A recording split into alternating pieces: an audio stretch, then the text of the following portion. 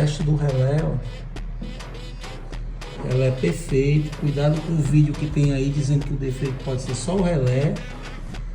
Faz o cliente comprar e, na acabar, o cliente compra o relé. No final ainda tem que comprar o motor. O relé funcionando normal.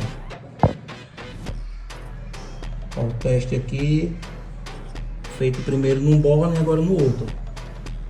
O relé funcionando normalmente. E o povo mentindo aqui na internet dizendo que troca só o relé.